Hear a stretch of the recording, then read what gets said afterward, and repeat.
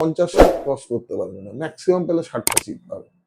এই 3টে শ্রেণীর এগেনস্টেই বিশেষ ব্যবস্থা নেওয়া হবে। মমতা ব্যানার্জি সেদিন আগের দিন বলছিলেন না যে বাক্স বদল হবে, আপনার ট্যাবুলেশন সিটটা মানে সিটে আপনি যত পেয়েছেন সেটা আমার অ্যাকাউন্টে লিখবে, আমারটা আপনার লিখবে। এক্স্যাক্টলি আগের বার এইভাবেই চুরিটা করেছিল, চালিয়েছিলেন যেন এই রাজ্যটাকে বাংলাদেশ বানানো যায়। এবারে যখন বিজেপি সরকারে আসবে, এখান থেকে তো যারা অবৈধ অনুপ্রবেশকারী এদের তো এখান থেকে বিতাড়ন করা হবে।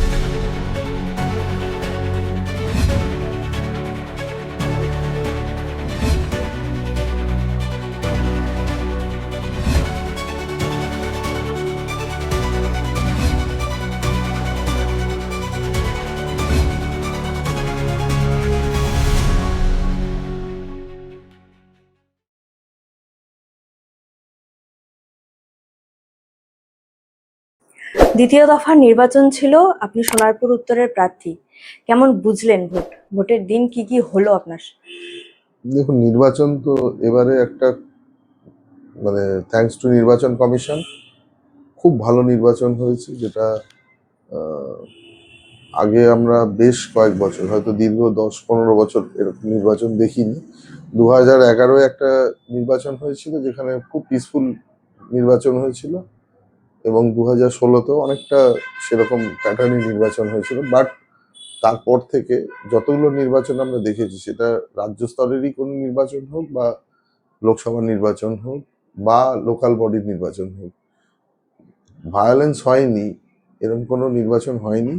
মানুষের প্রাণ গেছে, মানুষের মধ্যে হিংসা হানাহানি এগুলো হয়েছে। আর সব থেকে বড় কথা যেটা আমাদের উল্লেখ করা উচিত, বিশেষ করে আমার বিধানসভা ক্ষেত্রের জন্য, যে খুব মানে মাইনর দু একটা আমরা আমার নোটিশে এসছে। যেমন এক জায়গায় 3টে এমন মানে ভদ্রমহিলা ভোট দিতে গিয়েছিলেন, দেখেছেন ওনার ভোট আগে পড়ে গেছে। তো আমরা সেটা নির্বাচন কমিশনে কমপ্লেনও করেছিলাম, রিটার্নিং অফিসার কিছুতেই রাজি হননি। এছাড়া বলতে পারেন যে আমার সেরকম ভাবে দৃষ্টিতে পড়েনি। আর সব থেকে বড় কথা যে এরকম একটা এলাকা যেখানে সন্ত্রাসের কবলিত এলাকা, সন্ত্রাসের মধ্য দিয়ে ভোট হয়, মানুষকে ভয় দেখানো হয় ভীষণভাবে, এই টেরর সাইকোসিসটা সব জায়গায় ক্রিয়েট করা হয়। এবারে মানুষ যে বেরিয়ে এসে ভোট দিয়েছে, একটা কথাই বলা যায় যে নির্বাচন কমিশন যে যে অ্যারেঞ্জমেন্টগুলো করেছিল অবশ্যই সেটা খুব ভালো কাজে লেগেছে। এবং অবশ্য সব থেকে ভালো ডিউটি করেছে বা প্যারামিলিটারি ফোর্স বুথের মধ্যে এত ভালো ডিউটি করেছে, এটা না বলে আমি পারছি না।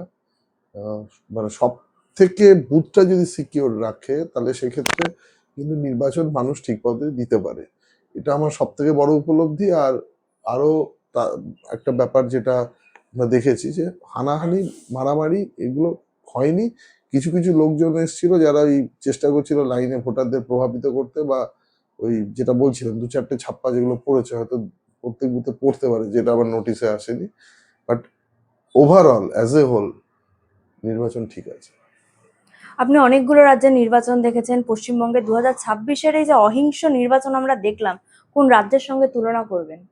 দেখুন, অন্য রাজ্যে তো আমি কোনোদিন দেখিনি এরকম ভাবে প্যারামিলিটারি ফোর্স দিয়ে বা মানে এত টাইট সিকিউরিটি দিয়ে, মানে একটা বলতে পারেন যে এরকম ভাবে ফুল প্রুফ অ্যারেঞ্জমেন্ট না করলে এ রাজ্যে নির্বাচন করা সঠিকভাবে সম্ভব হতো না, নির্বাচনটা প্রহসনে পরিণত হতো।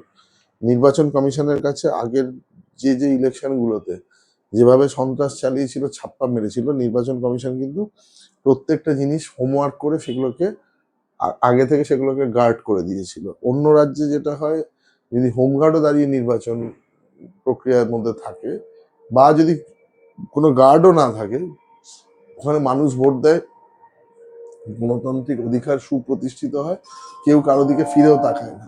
এই রাজ্যেই একমাত্র এই ধরনের ব্যবস্থা করতে হয়, অন্য কোথাও আমরা এটা কিন্তু দেখতে পাই না। ফলে অন্য রাজ্যের সাথে তুলনা করাটা ভুল হবে, অন্য রাজ্যের নির্বাচনে এটা দরকারই পড়ে না। আর নর্থ ইস্টে বা আমি বিহারের নির্বাচন দেখেছি, আরো অন্য রাজ্যের নির্বাচন দেখেছি, বলতে পারেন মানে এই কালচারটাই নেই। এই পশ্চিমবঙ্গে প্রথম, বরং পশ্চিমবঙ্গে যে কালচারটা ছিল এবার নির্বাচন কমিশন শেষ করলো। আমরা আশা করি আগামী দিনে আর মানুষের এটা প্র্যাকটিস হয়ে যাবে, মানুষ নিজের ভোট নিজে যেটা দিতে পারতো না, এটাই মানুষের দাবি থাকবে। এবং জনতার দাবি মেনে নির্বাচন কমিশন এই প্র্যাকটিসটা এখানে জারি করতে পারে। প্রথম দফা নির্বাচনের পর যেটা দেখেছিল, প্রায় 90%-এর বেশি ভোট পড়েছে। উত্তরবঙ্গটা তো অলরেডি বিজেপির হাতে রয়েছে, কিন্তু দক্ষিণবঙ্গেও দেখা গেল সেই একই রেজাল্ট, 92% ভোট পড়েছে। দক্ষিণবঙ্গের মানুষও কি এবার পাল্টাতে চাইছে? আমাদের 93.37% ভোট পড়েছে। অবশ্যই মানে এদের যেভাবে মানুষকে ভোট লুট করে অত্যাচার করে এসছে, আর সব থেকে বড় কথা শুধু ভোট লুট করে ক্ষমতা এসছে তা না, পরের 5 বছর মানুষকে যে ধরনের টর্চার করেছে, মানুষ হয়তো ভিতরে ভিতরে কেঁদেছে, সর্বশান্ত হয়ে গেছে, কিন্তু কোনো প্রতিবাদ জানাতে পারেনি। এই নির্বাচনটা ছিল প্রতিবাদ জানানোর নির্বাচন। সাইলেন্টলি যে কাজটা করা যায় সেটা তারা করেছে। আর দক্ষিণবঙ্গে দেখুন, দক্ষিণবঙ্গে সন্ত্রাসটা উত্তরবঙ্গের থেকে আরো বেশি হয়। বিশেষ করে সাউথ 24 পরগনা এমনই একটা জেলা যেখানে কোনোদিনই নির্বাচন হয়নি। ঠিক আছে, এখানে এই ডায়মন্ড হারবার মডেল, জাহাঙ্গীর, এদিকে আপনি দেখবেন শওকত, ওদিকে শামীম, মানে এরা হচ্ছে এক একটা জায়গায় বলতে পারেন যে ত্রাস।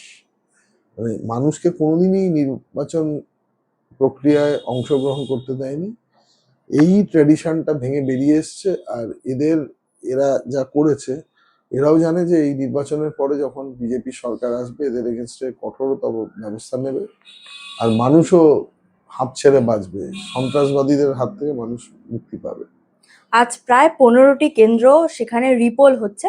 দেখা গেল ফলতা, যেখানে মানে বুথে ইভিএম এ সেলোটেপ মারা ছিল, অথচ সেই কেন্দ্রে রিপোল হচ্ছে না। সেটা তো নির্বাচন কমিশন বলতে পারবে। দেখুন, মানে আমি আহ, নির্বাচন কমিশনের কোনো বলতে পারেন যে আধিকারিক বা কিছু তো নই। আমি তো যেহেতু আমার চাকরি রিজাইন করে আমি চলে এসেছি, আমি এখন রাজনৈতিক একজন কর্মী।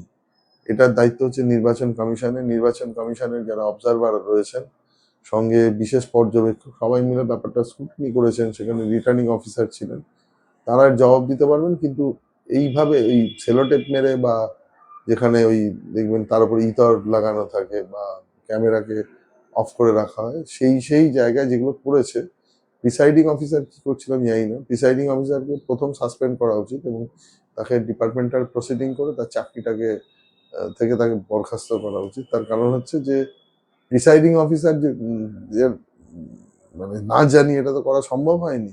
যদি তাকে জোর করে এটা করিয়েছে, তো প্যারামিলিটারি ফোর্স ছিল বা অন্যান্য ব্যবস্থা ছিল, কি করে এটা সম্ভব হলো? এটাকে এর জবাব কিন্তু যারা ওই বুথের ডিউটিতে ছিলেন তাদের দিতে হবে। ফলতায় ইসরাফিল তার সে বিক্ষোভ দেখায়, ভোট দিতে দেয় না। স্থানীয়রা একাংশ ক্ষিপ্ত হয়ে রয়েছে, তারা পুলিশের নিষ্ক্রিয়তা নিয়ে প্রশ্ন তুলছে। দেখুন, কিছু পুলিশ আধিকারিক এখনো রয়ে গেছেন যারা এখনো ভাবছেন যে হয়তো ওই চটিচাটা এই প্র্যাকটিসটা চালিয়ে গিয়ে আবার তারা ভোটের পরে যেরকম তোলাবাজি করতেন, মমতা ব্যানার্জি সরকার ফিরবে এবং তারা এই কাজটা চালিয়ে আসবে। তারা এই প্র্যাকটিসটা চালানোর জন্যই এটা কিন্তু সম্ভব বারবারে হচ্ছে। একটা এই ট্রেডিশনটা যে ভেঙে বেরিয়ে যাচ্ছে, মানুষ কিভাবে ম্যান্ডেট দিচ্ছে, এটা তারা উপলব্ধি করতে পারছেন না। তাদের ভবিষ্যৎ খুব অন্ধকার। একটা কথাই বলতে পারি যে আমাদের সরকার যখন নির্বাচিত হবে, জনতার যেটা দাবি ছিল, এতদিন এরা অত্যাচার করেছে, মানুষকে সর্বশান্ত করেছে, মানুষকে ঘরে থাকতে দেয়নি, নারীরা আক্রান্ত হয়েছে, ঘর বাড়ি লুটপাট হয়েছে, এর বিরুদ্ধে আমরা কঠোরতর ব্যবস্থা নেব। যারা করেছে তাদেরও ব্যবস্থা নেওয়া হবে এবং যারা করতে সাহায্য করেছে এবং যারা নিষ্ক্রিয় থেকেছে, এই তিনটে শ্রেণীর এগেনস্টেই বিশেষ ব্যবস্থা নেওয়া হবে। হিঙ্গলগঞ্জের 253 নম্বর বুথ, সেখানকার বুথ এজেন্ট কঙ্কন বৈদ্য, তার বাড়িতে সাদা থান পাঠিয়ে হুমকি দিচ্ছে তৃণমূল। দেখুন, আর কি তৃণমূলকে আপনি কি ভাবছিলেন ওরা কি গোলাপ ফুল পাঠাবে? তৃণমূল মানে হচ্ছে, জানবেন যে বাংলাদেশের যে জঙ্গি সংগঠনগুলো আছে বা পাকিস্তানে আপনি যেরকম মানে যে ধরনের ওরা জঙ্গি সংগঠনগুলো ক্রিয়াকলাপ চালায় এবং একটা এজেন্ডা থাকে ভারত বিদ্বেষ, তো এই কাজটাই ওরা করছে। এই কাজটাই যে বিভিন্ন রকম ভাবে এখানকার যদি সামাজিক ব্যবস্থাকে ডিস্টার্ব না করতে পারে, এরা তো পেনিট্রেশন করতে পারবে না। এইটা করার জন্য মানুষকে প্রথম দেখানো উচিত হচ্ছে ভয়, বিভিন্নভাবে এই সন্ত্রাসবাদী, আতঙ্কবাদী বলতে পারেন, এরা এরা কোনো মানুষের পর্যায়ে পড়ে না। জঙ্গিরা বলতে পারেন এদের জন্য একটাই আমাদের দাওয়াই রয়েছে, এক হচ্ছে বুলডোজার এর দাওয়াই, যেটা ইলেকশনের পরে চালু হবে, এবং তাদের বেশ কিছু লোককে হয় নিকেশ করে দেওয়া হবে, নয় এই দেশ থেকে তাড়িয়ে দেওয়া হবে। এটা নিয়ে কোনো মানে সন্দেহের কোনো অবকাশ নেই। দুটো পার্টিকুলার জিনিস, এক আমাদের ভারতবর্ষের সার্বভৌমত্ব, নিরাপত্তা এবং গণতন্ত্র, তিনটেকে যদি ঠিক রাখতে হয়, এছাড়া আর কোনো উপায় নেই, সেটা আমরা এনশিওর করবো এসে। অন্যদিকে দেখা যাচ্ছে যে কাউন্টিং রয়েছে 4 তারিখ, সেখানে কেন্দ্রীয় সরকারি যে কর্মচারীরা রয়েছে তারা সাধারণত কাজ করছে নির্বাচন কমিশনের আন্ডারে। সেই নিয়েও রাজ্য সরকার কোর্টে মামলা করেছে এবং সেই মামলায় আজকে মুখ পুড়েছে রাজ্যের বিচারপতি জয়মাল্য বাগচি বলে দিয়েছেন তারা কেন্দ্র সরকার হোক বা রাজ্য সরকার, আলটিমেটলি তারা কাজটা নির্বাচন কমিশনের আন্ডারেই করবে। দেখুন, কে মামলা লড়তে গেছিল? কল্যাণ বন্দ্যোপাধ্যায়, যিনি মোটামুটি ওনার স্ট্রাইক রেট হচ্ছে 99% হারার জন্য। ঠিক আছে, মানে আইন বলে একটা ব্যাপার আছে, আইন যে কোনো মামলা করতে গেলে আপনাকে লজিক্যালি সেই ব্যাপারটা গ্রহণযোগ্য কিনা সেটা বুঝতে হবে। তো একজন যদি আপনি ওই যে যেমন ধৃতরাষ্ট্র অন্ধ ছিল বলে গান্ধারীও নিজের চোখে পট্টি বেঁধে সারা জীবনটা চালিয়ে দিয়েছে, এরা তো অন্ধ, এরা এরা কোনো কিছু আইন মানে না, এরা ভাবে যে মমতা ব্যানার্জি যেটা বলছে সেটাই আইন, সেটাই হচ্ছে আইনের শাসন, সেই জন্য একটা মামলা করতে চলে গেছে। তো এই ঘটনাটা এটা প্রমাণ করে যে সুপ্রিম কোর্ট তো আইনের ব্যাখ্যা দেবে, সুপ্রিম কোর্ট সর্বোচ্চ কোর্ট, সেখানে যে নির্বাচন কমিশনই সর্বোচ্চ ডিসিশন মেকার, কারণ রাজ্য সরকারের কর্মচারীকে দিয়ে ওরা আগের বার ভোটটা লুট করিয়েছে। মানে মমতা ব্যানার্জি সেদিন আগের দিন বলছিলেন না যে বাক্স বদল হবে, আপনার ট্যাবুলেশন সিটটা মানে সিটে আপনি যত পেয়েছেন সেটা আমার অ্যাকাউন্টে লিখবে, আমারটা আপনার লিখবে। এক্স্যাক্টলি আগের বার এইভাবেই চুরিটা করেছিল। তো রাজ্যেরা রাজ্য সরকারি কর্মচারীদের দিয়ে কেন কেন করেছিল?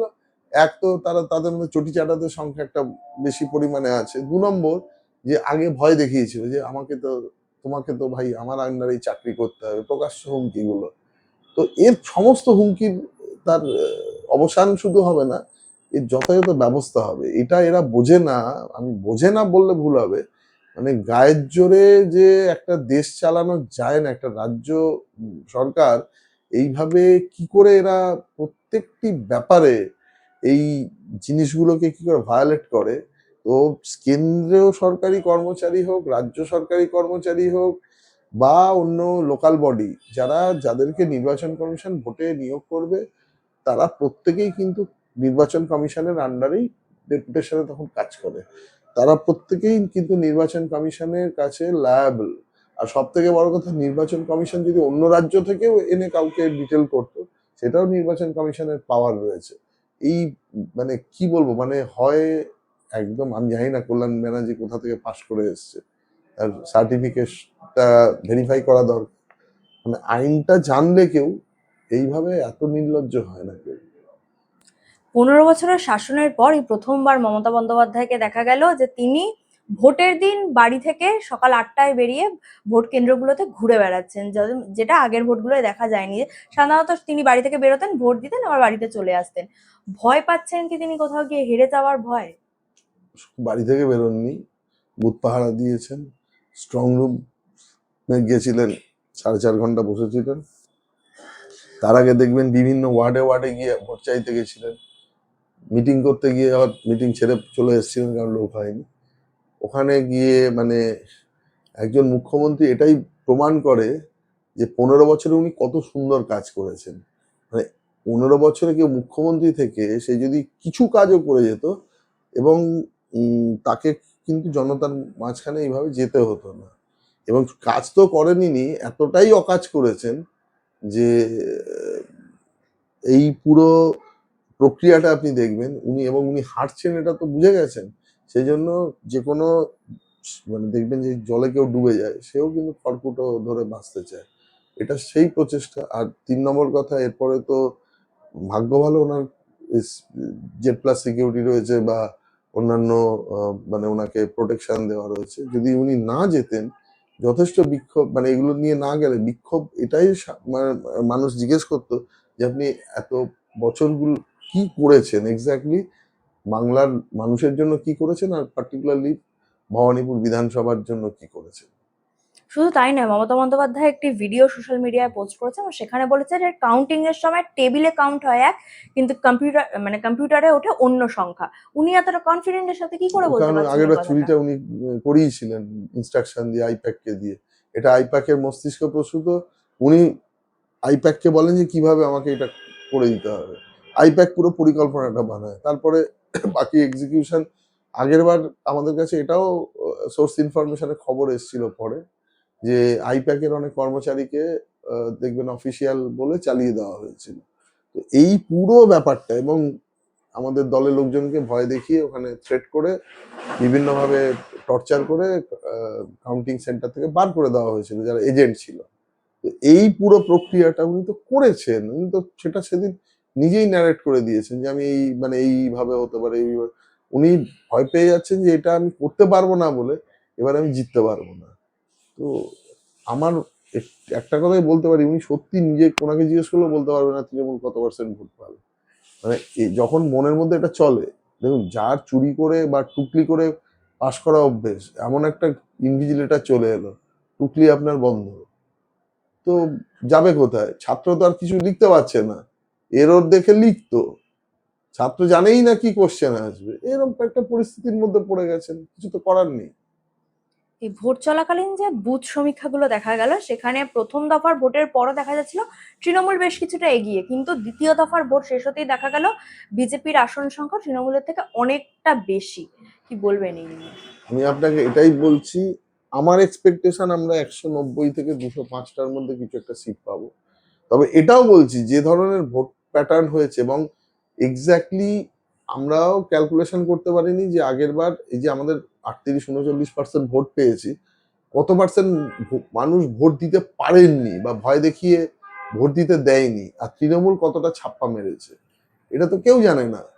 আর 2 নম্বর কথা, ওই যে এসআইআর এর নামগুলো বাদ দেওয়া, দেখবেন ডেট শিফটেড, এগুলো তো বা ইয়ে বাংলাদেশি যেগুলো রোহিঙ্গা, এদের নাম তো বাদ চলে গেছে অনেকটাই, ফলে অনেকটা ব্যাপারটা ক্লিন হয়ে গেছে। কিন্তু এটা আগে তো হয়নি, ফলে এই ভোটগুলোকেই টার্গেট করে কিন্তু ভোট এক একজনের 5টা 10টা 20টা করে ভোট দিত। তো সেক্ষেত্রে সেইগুলো যদি বাদ হয়ে যায়, তাহলে কোথা থেকে মানে তৃণমূল নিজেই জানে, মমতা ব্যানার্জিকে জিজ্ঞেস করুন, গিয়ে বলতে পারবে না কত ভোট পাবে। ফলে এই যে যা সিস্টেমটা আপনি দেখছেন, এই পুরো সিস্টেমটা কিন্তু আলটিমেটলি তৃণমূলকে কোথায় নিয়ে যাবে কেউ জানে না। আমি বলছি আমার ক্যালকুলেশন যেটা আমরা করেছি, 190 থেকে 205, হয়তো এর থেকে অনেক বেশি হতে পারে, কে জানে। মানে তৃণমূল আমার ধারণা 50-60 ক্রস করতে পারবে না, ম্যাক্সিমাম পেলে 60টা সিট পাবে। কিন্তু মমতা বন্দ্যোপাধ্যায় তো বলছেন 2026-এ আমরা 226টারও বেশি সিট পাবো। আমি স্বপ্নে পাবে, ওই উনি স্বপ্নে দেখেছিলেন, ওইটাই এসে বলে দিয়েছে 2026-এ 26টা 226টা সিট। মানে আমি জানি না কোন অঙ্কে হবে, ওই ইয়ে দেখেছিলেন স্বপ্নে ওনার, আবার যে ভোটারগুলোর নাম কাটা গেছিল ওটা হয়তো উঠে গেছিল, আবার ছাপটা দেওয়ার স্বপ্নগুলো দেখতে পেয়েছেন। আর আমি জানি না, হয়তো এখনো চেষ্টা চালিয়ে যাচ্ছে, হয়তো বলতে পারবো না। মানে মানে অবিশ্বাস বা কোনো সাইবার ক্রাইম ফাইম কিছু না করলে আমি জানি না এটা মানে কোথা থেকে পাবে। প্রত্যেকটা মিডিয়া যা অ্যাসেসমেন্ট দিয়েছে ওটা আগের বারের ডেটার উপরে ভিত্তি করে এবার ভোটটাকে ক্যালকুলেশন করেছে, কিন্তু আগের বারের ডেটাতে তো জল মেশানো আছে অ্যাটলিস্ট 10%, 8% ভোটটা তো ওই যে যেটা ছাপ্পা মারে, আর এবারে সুইং হয়েছে তো 7-8%। যদি হয়, আর কেউ তো ভালোবেসে ওদেরকে ভোট দেয়নি, তো কিভাবে পাবে? দক্ষিণবঙ্গে বিজেপির গ্রাউন্ডটা অতটাও শক্ত নয়, আপনার কি মনে হয় দক্ষিণবঙ্গে বা বিশেষত এই সাউথ 24 পরগনা এইখানে কতটা মানে কটা সিট বের করে আনতে পারবে বিজেপি? দেখুন, এটা কেন নয় বলুন তো, মানুষ ভোট দিতে পারেনি। এক মানে আগে যারা ভোট, এক হচ্ছে 6-7% ছাপ্পা আছে, এই ডেট শিফটেড ভোটার, এগুলো কেটে বেরিয়ে গেছে। 2 নম্বর কথা হচ্ছে এক্সট্রা অন্তত 10-12% দেখবেন ভোটটা বেশি পড়েছে, মানুষ ভোট দিয়েছে। তো সেই জায়গায় দাঁড়িয়ে আহ, শক্ত ঘাঁটি ফাটি কিচ্ছু নয়, সন্ত্রাস, ছাপ্পা, রিগিং, ভোট লুট সমস্ত ছিল। আর ওই যে যেটা ব্যবস্থাপনা, মানে প্যারামিলিটারি ফোর্স যেত, প্রিসাইডিং অফিসার টিম নিয়ে যেত, এদেরকে বিভিন্নভাবে ম্যানেজ করা হতো। এটা আবার উঠে গেছে, ফলে এই ব্যাপারটা মানুষ স্বতঃস্ফূর্তভাবে ভোট দিয়েছে। এবার তার রেজাল্টও দেখে নেবেন। আমার ব্যক্তিগত হিসেব যেটা বা ধারণা, বা আমি যতটা রাজনীতি বুঝি বা অ্যাডমিনিস্ট্রেশন বুঝি, অ্যাটলিস্ট 12-13টা সিট আসা উচিত, ইফ নট মোর। একটা শেষ প্রশ্ন করব। ভোট মিটে গেছে, একদম অহিংসভাবে ভোট মিটেছে, কিন্তু সাধারণ মানুষের একটা প্রশ্ন যে ভোট মিটে গেলেও কাউন্টিং, মেন আসল খেলাটা তৃণমূল কাউন্টিং এ খেলে যায়, কারণ তাদের দাবি তারা 2021 এবং 24-এও বিজেপিকেই ভোট দিয়েছিল, কিন্তু আলটিমেটলি সরকার গঠন করেছে টিএমসি সরকার। এই যে বিজেপির বুথ এজেন্ট যারা থাকে সেখানে, কাউন্টিং এজেন্ট যারা থাকে, তাদেরকে তো মেরে বের করে দেওয়া হয়। এবার কি তাদের জন্য বিশেষ কোনো ব্যবস্থা নেওয়া হচ্ছে? অবশ্যই নির্বাচন কমিশন যে নিরাপত্তা, আমি দেখলাম নিরাপত্তা কেন্দ্রে যেখানে স্ট্রং রুম করা আছে, অভূতপূর্ব নিরাপত্তা আছে। 2 নম্বর কথা, এবারে কোনো জালি লোককে ওই স্টাফ সাজিয়ে বা গণনায় পাঠানো যাবে না, সেটার ব্যবস্থা করেছে নির্বাচন কমিশন।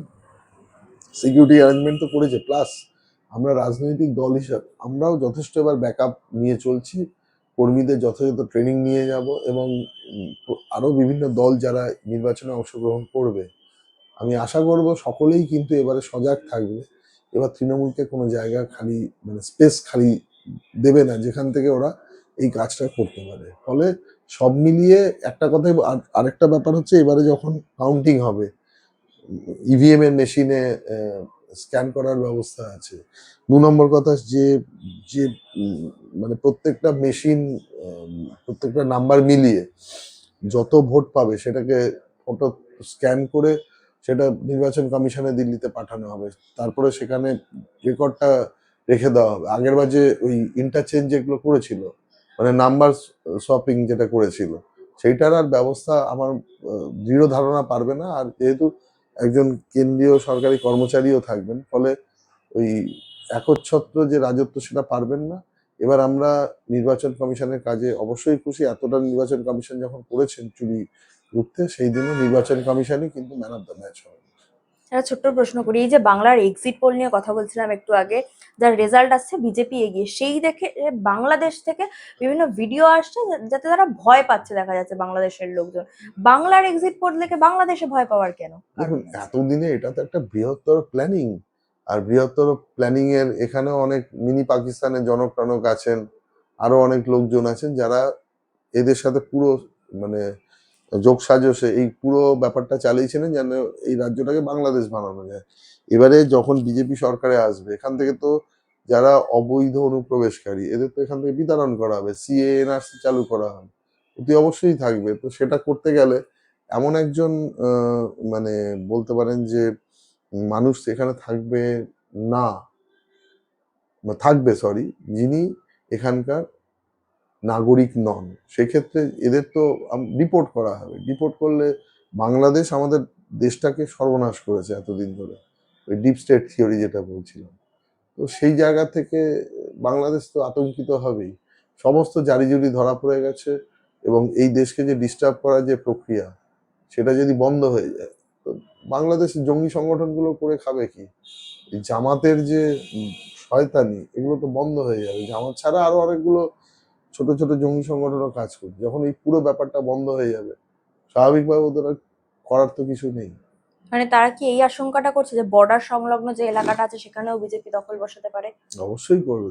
বর্ডারের মানুষ, আমার ধারণা বর্ডারের মানুষ আরো এক একটা হয়ে ভোট দিয়েছেন। মানে এখানে তাও যদি কিছু মানুষ না, মানে হিন্দু ভোটের পোলারাইজেশন এখানে যদি 70% হয়, বর্ডারে গিয়ে ওটা 90% হবে, ঠিক আছে? তো সেক্ষেত্রে গিয়ে মানে ওনারা নিজের প্রাণ বাঁচাতে অবশ্যই বলতে পারেন যে বিজেপিকেই ভোট দেবে, এবং বিজেপি পারবে এই পুরো সিস্টেমটাকে ধ্বংস করতে। অসংখ্য ধন্যবাদ। ধন্যবাদ।